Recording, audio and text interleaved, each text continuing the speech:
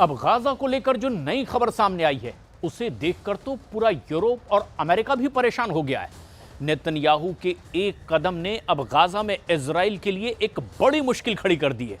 Gaza में अगले 24 घंटे में बहुत अहम घटना हो सकती है और नहीं तो इजराइल के पक्के दोस्त भी उसे अब लगता है कि आगे कुछ घटनाओं के बाद माफ नहीं कर पाएंगे।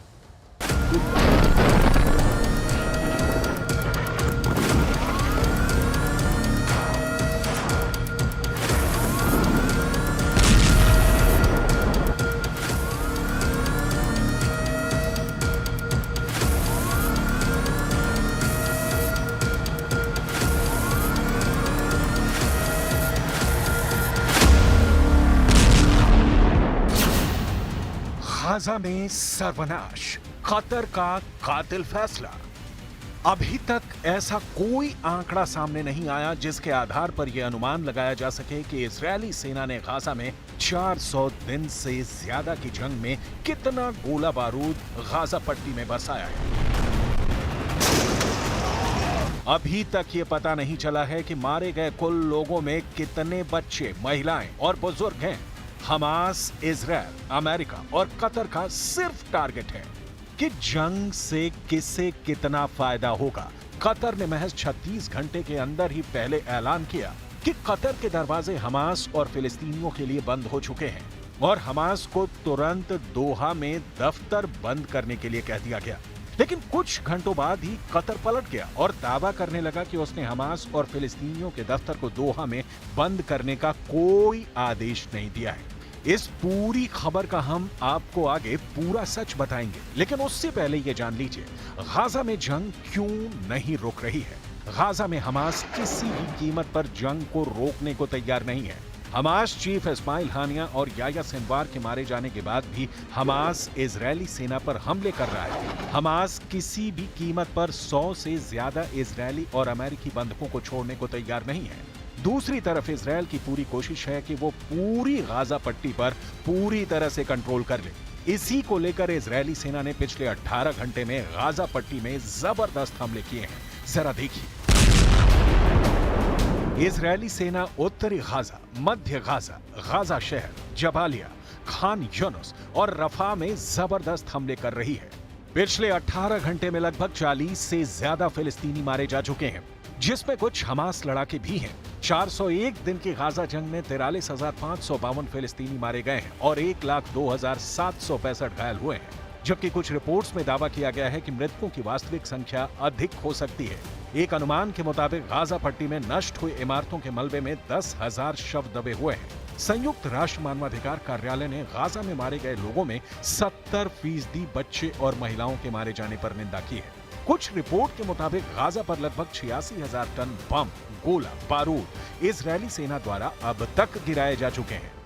ما فيش حاجه بالسوق السد ولا حاجه ولا شيء بقلب السوق موجود، لا سيرج ولا سكر ولا شاي ولا سمنه ولا فراخ ولا لحمه ولا سمك، والخضار البندوره 50 شيكل الكيلو. من وين نجيب يا عمي؟ معناش. احنا مش عارفين وين بدنا نروح، يعني عن جد احنا مش عارفين ايش الحل اللي وصلنا لها. اقسم بربي يعني احنا بنمر باصعب او مواقف واصعب ايام، حتى الاحتلال اخذ اخويا بحطوا كل الشباب على شقه। जरा इजरायली सेना के लड़ाकू हेलीकॉप्टर से हमले का ये वीडियो देखिए।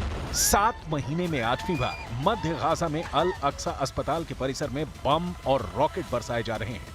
आप इस वीडियो में साफ देख सकते हैं कि दीर अल बलाह में अल अक्सा अस्पताल के बाहर लोग हमले होते ही बदहवास होकर जान बचाने के लिए भाग रहे हैं। इजरायली हेलीकॉप्टर की गोलीबारी से जोरदार धमाकों की आवाज सुनाई दे रही है। मौके पर मौजूद लोगों का दावा है कि इजरायली सेना ने फिलिस्तीनी चिकित्सा अधिकारियों के टेंटों पर हमले किए हैं। मध्य गाजा में हुए इस हमले में साफ देखा जा सकता है कि तंबू जल रहे हैं और बड़ी तादाद में लोग मारे गए हैं। कुछ ने दावा किया है कि इस हमले में 12 लोग मारे गए हैं। 400 दिन की जंग, भूख से मर रहा गाजा। पूरी गाजा पट्टी में हो रहे हमलों पर ना तो कोई सवाल पूछने वाला है और ना ही कोई जवाब देने वाला है। हालात बद से बदतर हैं। जरा ये वीडियो देखिए। भूखे फिलिस्तीनी एक एक रोटी के लिए तरस रहे हैं। ये तस्वीरें गाजा में दीर अल बला इलाके की हैं, जहां सैकड़ों लोग एक रोटी हासिल करने के लिए जुटे हुए हैं।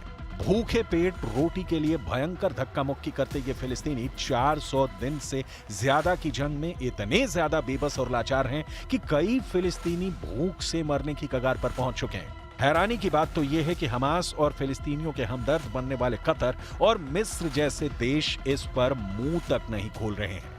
यहाँ रोटी की इतनी ज्यादा जरूरत है कि रोटी बनाने के लिए मशीनें तक लगा दी गई हैं, लेकिन उसके बावजूद हर किसी को रोटी नहीं मिल पा रही है।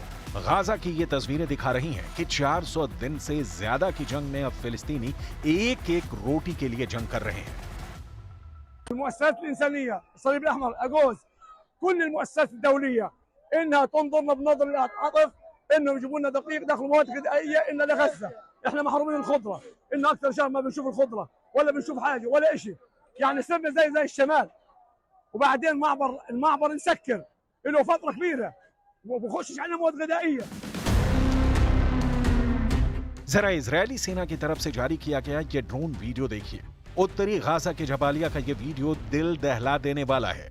इस वीडियो में हजारों फिलिस्तीनी जबालिया छोड़कर भाग रहे हैं। जबालिया पूरी तरह से तबाह और बर्बाद नजर आ रहा है। लंबी कतारें लगाए हजारों फिलिस्तीनी बेहद बुरी हालतों से गुजर रहे हैं। हम आपको बता दें कि इजरायली सेना इसी इलाके में पिछले 24 घंटे में दर्जनों हमास लड़ाकों को मार दिया है। इजरायली सेना का दावा है कि लगभग 20,000 फिलिस्तीनी इलाका छोड़कर भाग गए हैं, जबकि 150 हमास लड़ाकों को गिरफ्तार किया गया है। हमास चीफ याह्या सिनवार की मौत के बाद से हमास के हालात खराब हैं और हजारों फिलिस्तीनी हमलों से बचने के लिए सुरक्षित जगहों पर पहुंचने के लिए भाग रहे हैं। अब ऐसे हालात में कतर जैसे देश क्या कर रहे हैं, जो हमास इजरायल के बीच समझौता कराने की कोशिश कर रहे हैं। पश्चिमी मीडिया और कतर दोनों की तरफ से ऐसे दावे किए जा रहे हैं जो हैरान करने वाले हैं। 24 घंटे पहले पश्चिमी मीडिया ने दावा किया था कि कतर ने अपनी राजधानी दोहा में हमास का दफ्तर जबरन बंद करवा दिया है, लेकिन अब कतर कह रहा है कि हमास और फिलिस्तीन से जुड़े दफ्तर दोहा में बंद नहीं किए गए हैं। कतर के विदेश मंत्रालय ने साफ किया है कि युद्ध विराम पर बातचीत में कतर के मध्यस्थता से पीछे हटने की पश्चिमी मीडिया रिपोर्टों का खंडन करता है। केवल इजरायल हमास वार्ता रुकी है। कतर ने साफ कहा है कि कतर के मध्यस्थता से हटने के बारे में मीडिया रिपोर्ट सही नहीं है। कतर अपने मध्यस्थता प्रयासों को फिर से शुरू करेगा। इधर इजरायली सेना ने बचे खुचे हमास कमांडरों को भी तेजी से निशाना बनाना शुरू कर दिया है। कुछ रिपोर्ट्स में यह दावा किया जा रहा है कि ट्रंप बहुत जल्द बंधकों की रिहाई को लेकर हमास के ठिकानों पर बड़े और घातक हमले इजरायली सेना के साथ मिलकर कर सकते हैं। जरा गाजा पट्टी का ये वीडियो देखिए। फिलिस्तीनियों के एक शिविर पर जबरदस्त एयर स्ट्राइक इजरायली सेना ने की है। इस 8 सेकंड के वीडियो में साफ देखा जा सकता है कि कुछ लोग तंबू वाले शिविर में अंदर की ओर जा रहे हैं। तभी एक मिसाइल उनके ऊपर आकर गिरती है और मौके पर मौजूद हमास के लड़ाके मारे जाते हैं।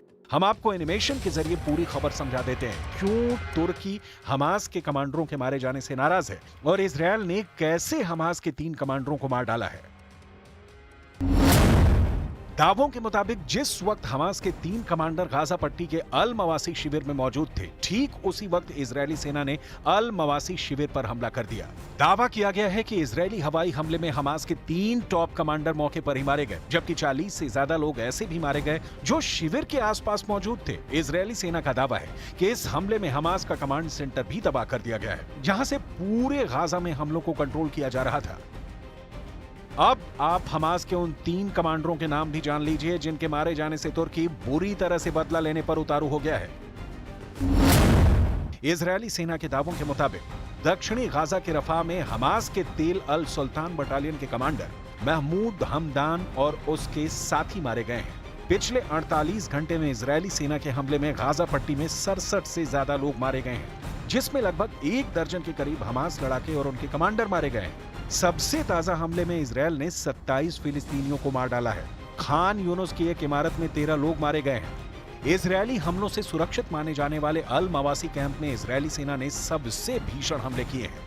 दावा किया गया है कि इजरायली सेना के इस हमले में हमास की हवाई इकाई के प्रमुख समर इस्माइल खादर अबू दक्का, हमास के सैन्य खुफिया मुख्यालय के प्रमुख ओसामा ताबेश और हमास के एक टॉप कमांडर अयमान मबौह को मार दिया गया है। मिडिल ईस्ट की मीडिया के मुताबिक इजरायल ने अल मवासी में अमेरिका निर्मित MK-84 बमों से हमला किया है। 907 किलो के अमेरिकी MK-84 बमों से ही हमास के 3 कमांडर मारे गए हैं। ايش داير بدهم خلص ينهوا انا بدي هدنه انا بطلب من كل الدول تقف معنا احنا بنطلب هدنه بدناش مساعدات يجيبوا لنا بدناش اكل احنا بدنا نعيش على المي معي بس احنا بدنا هدنه